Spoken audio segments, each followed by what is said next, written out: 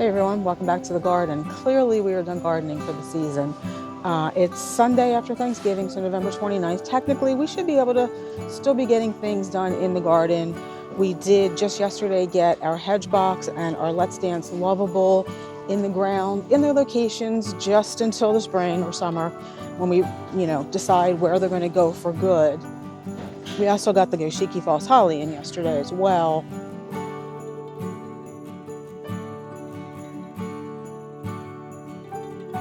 In the corner there is the hedge box, and then the hydrangea. But it got really cold really fast again this year. We're done digging in southeastern Pennsylvania in Zone 7A, and actually when I was removing the rest of my annuals from our containers, the containers, some of them, the smaller ones, the plastic ones, the soil was partially frozen, so we're not going to be planting anything. But at this time of the year, it's when we want to take a walk around the garden and look and see what needs to be replaced, removed, reimagined. Let's take a walk around the garden today and see, are there any places that need to be reimagined for 2026?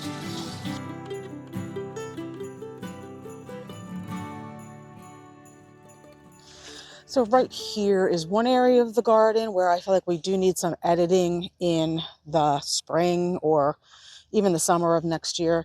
So you can see here, this was our male pollinator, 𝗟𝗶𝗸𝗲, and it did not fare well. It started going downhill almost immediately after it was planted late in 2022. I don't think the drought last year did it any favors. My husband was rocking it around just a couple of weeks ago to see if he could get it out of the ground, and it snapped. It started to come back a little bit in the spring, a very little bit, but last year with the drought and the extreme cold and windiness of the winter, it just perished. I thought we were going to need to replace it because we do have 4 hollies planted right over here on our rain garden berm. But you can see, even without the pollinator, they're loaded with berries. Can you see that? This is a gold one.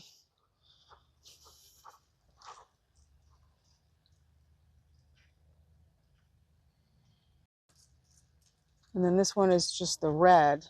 So I don't know that we need to replace the 𝗟𝗶𝗸𝗲𝗲. Clearly, our female hollies are being pollinated by something. So I'm not really concerned about having to use the same thing here. But I do like, I think I said this in my last video, the Southern Comfort 𝗟𝗶𝗸𝗲 have to move. They're just not liking it. I mean, 𝗟𝗶𝗸𝗲𝗲𝗲, they do not do well up here. I think it's just maybe too dry. And initially I thought I needed some kind of tree here, another tree, but I don't necessarily think I want something that's going to get real tall, because we do have 2 large walnuts. Honestly, I think this is an ash. Toying on whether or not I want to remove that, because obviously all of the ash trees are dying. We had about 20 removed because they were dead. We did treat it, I don't know if it was last year or the year before, but it does rather look like it's not faring very well. So I am toying about taking this one out, or even maybe one of the walnut trees. It would give this area a little bit more sun, but in that way, instead of having a tall tree here that is going to eventually shade out all of our evergreens that we have here on our little privacy screen, maybe we just move some of the shrubs up front, like the 𝗟𝗶𝗸𝗲. And there's a 𝗟𝗶𝗸𝗲 back there. I don't think I'd move the 𝗟𝗶𝗸𝗲, but maybe the 𝗟𝗶𝗸𝗲, move them up front here and just go heavy with more Annabelle hydrangeas. So let's see what that would look like back on the laptop. We also have a rather large spice bush that has not been doing well the last couple of years either, and I suspect that's because of dry weather. We left it here when we had all this work done up here because I liked the way that it was growing. Kind of looked like it had been wind blown to the left, but I think it's half dead. We've contemplated cutting it back, taking some branches off, see if that helps it to reflush. Also just contemplated taking it out completely. I don't think that would be easy for us to do. So what we would do is just cut it at the base. Now I'm guessing it's going to sprout suckers. Really don't want to have to paint it with Roundup, but I do feel like with this gone, then we could replace it with a really pretty Sweet Bay Magnolia. We have a gorgeous one at the garden center that no one is buying, a multi-stemmed, multi-trunk. So I think that would look really pretty there. Although they can get quite large, they are evergreen, and it would be a nice addition to the edge of our meadow area up here. So let's go back to the drawing board and see what we can come up with for this space. Okay guys, so we're back inside now. It's a couple days later, and actually that's on purpose, so I could let these plans stew in my mind a little bit and see if anything needed to be changed. I did come up with one minor change. I do that nowadays so that we don't have to continually change things around. If you've watched our channel for the last few years, you know we're constantly moving things and redoing things. We're not just creating new beds, we're rearranging all the time. And that's because for the first 7 years on this property, just go plant shopping, buy what I saw that I liked and plant it, and nothing ever made sense. And then when I stepped back a few years later, when I started to change my career towards horticulture and landscape design, I realized that it was just a big mishmash. So that's what I'm trying to avoid. That's why sometimes I step back and I let things stew in my mind, see if things actually make sense. So let's take a look at the plan now. Okay guys, so here's the plan. This is the winter view. You can see I've added in the evergreens that we already have here. In the background, there's the 4 eastern white pines, which in time will be quite large and will provide some backdrop to this particular bed. We have the 2 𝗟𝗶𝗸𝗲 in the background. This is the beautyberry. I'm not sure why this software is having this beautyberry with so many berries in the winter. They really tend not to have that many berries going through the winter. You can see the American pillar in the back there, which is quite large. Obviously, we just planted them. I'm just trying to make them show up. So they are quite small at the moment, but we do have 5 in the background here. I've also added in trees we already have here. So this is the spice bush. There's an oak. There are 2 black walnuts here. There's that little ash tree that I'm talking about removing, which I removed from this photo. There's another walnut tree over here, and then there's another oak tree and a maple here. I just added the oak. So let's see. And then, of course, we have whatever else we have in here. There's some hydrangeas in here. There's a couple of gray owl junipers. There's the abelia. There are some hostas. Again, not sure why this software is choosing to have them be evergreen. They are not. We have some carex. So let's go to spring view. And you can see we also have some daffodils. There are some blue moon phlox in here. Pay no attention to this odd tree, at least for now. So you can see here's the oak, here's the 2 black walnuts with much lower canopies than they actually have up here. Canopies on those black walnuts are quite high because of how shaded out they were when this was primarily an ash forest. And then there is an oak tree. You can see that in the background back there. So I also added some meadow flowers, which I could probably expand on, but if you've seen any of our garden videos before, you know we do have a wildflower native meadow all throughout here. So let's go ahead and put back the spice bush here, the one we spoke about earlier in the opening of the video. I think we're going to try to save it. We'll see what happens if we can't save it. We'll talk a little bit about what I want to add, but it is not in the mulch bed up here. It is in the grass, and it's quite large.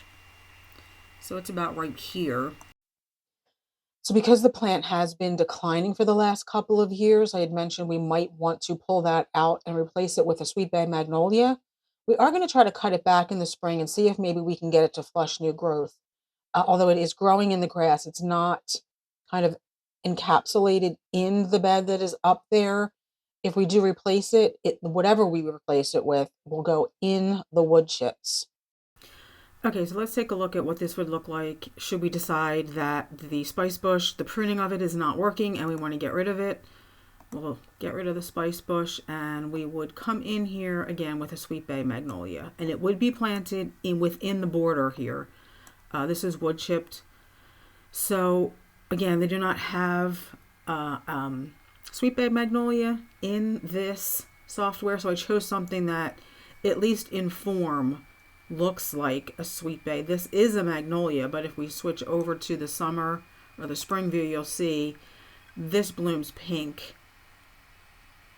Sweet bay magnolias bloom white, but like I said, it is closest in form of all of the magnolias that this software has to offer. So you kind of have to imagine that this will have white flowers if that's what we decide. And looking at it now, I think that it does look a little bit better, but I would like a multi-stemmed one. I would not want a single trunk magnolia up here. I do think, let's switch back again to summer, because I do think it looks better than the spice bush. It just seems to go better with everything up here. So you'll have to let me know what you think about that. I do like the sweet bay up here as opposed to the spice bush. Let's see one more time. I mean, I do like spice bushes. I just think the sweet bay magnolia just has a better look to it. And then we do have two 𝗟𝗶𝗸𝗲 hydrangeas behind it, kind of behind it. And we have another 𝗟𝗶𝗸𝗲 hydrangea. I've already added everything in here that I'm going to be adding. Let's go to the summer view. So you can see, the spice bush will, if we manage to make it survive and fill in a little bit, it will provide a little bit of a block to this area, but not much. So here are the existing 𝗟𝗶𝗸𝗲 hydrangeas. We have 3, 1, 2, 3. My idea is that we add a couple more and spill them over into where we have 2 Haas Halo hydrangea. I think this is the relative location here of the 2 Haas Halo. These are all native hydrangeas, hydrangea arborescens. Now, the software does not have Haas Halo, so you'll just have to imagine that maybe we add a Haas Halo over here and an 𝗟𝗶𝗸𝗲 here. That way they kind of fall into each other, so to speak, right? So we go from 𝗟𝗶𝗸𝗲, 𝗟𝗶𝗸𝗲, 𝗟𝗶𝗸𝗲, Haas Halo, 𝗟𝗶𝗸𝗲, and then Haas Halo over here.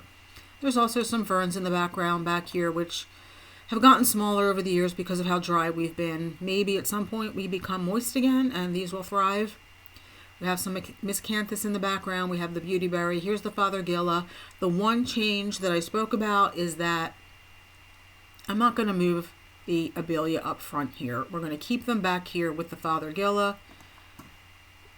They are a little bit bigger. You will see them. I know it seems like they'll be blocked by everything else in front of them, but this is a little bit downslope and this is a little bit upslope. So I feel like that takes care of that a little bit. That's why I'm planning and replanning, because again, I do not want to move things around. I bought the 𝗟𝗏𝗲𝗲𝗲 and the 𝗟𝗏𝗲𝗲 to go together, so we're going to keep them there.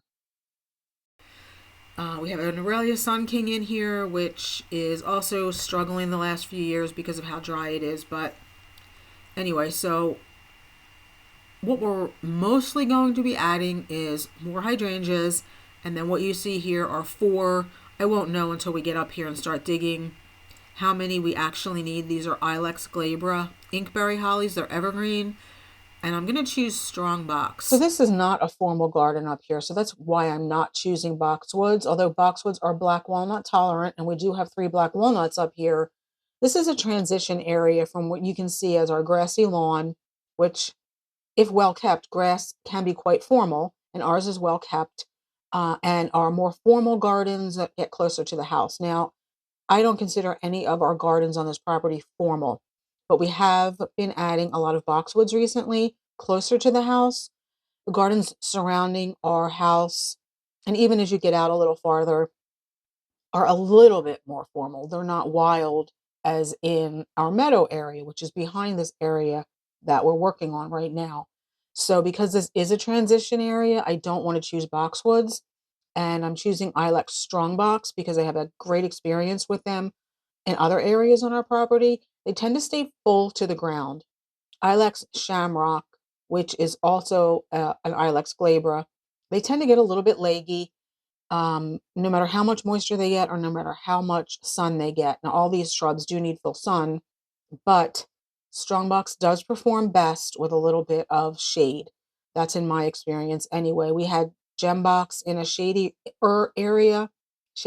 area on our property for the last several years. We just moved them this year. We did a video on it, and you can go back and watch that, and you see how leggy they are. We'll try to prune them back in the spring to see if we can get them to flush further towards the ground, but we haven't had to do anything with the strongbox. So that's the two reasons why I chose it. They tend to stay fuller to the ground, even in a little bit of shade, and they can tolerate the black walnuts up here, and they're not so formal like a boxwood. Okay, so here we are with the plan one last time, and I kept the Sweet Bay Magnolia in, and I just want to mention, take this picture with a grain of salt. Obviously, landscape design software makes everything look beautiful immediately. Obviously, everything's not going to look this great once we start working up here. The area does need a little bit of cleanup, and as I had said a couple of times in the video, some of the plants are not doing so well because of how dry it's been recently. And that will affect, too, the Sweet Bay Magnolia if we decide to put one up here. I've kept it in here because I just like it better. The dryness that we've experienced in Pennsylvania the last couple of years will affect the size that a Sweet Bay will get, and just our climate in general. Sweet Bay Magnolias can be quite large, maybe a little bit too large for what I want to accomplish here, but because we are so dry, and there's still, even with all the ash trees gone, you know, with the black walnuts, there still is a lot of root competition up here, and it still can be a little bit shady up here in the afternoon, so I feel like all of those factors will size control the Sweet Bay a little bit.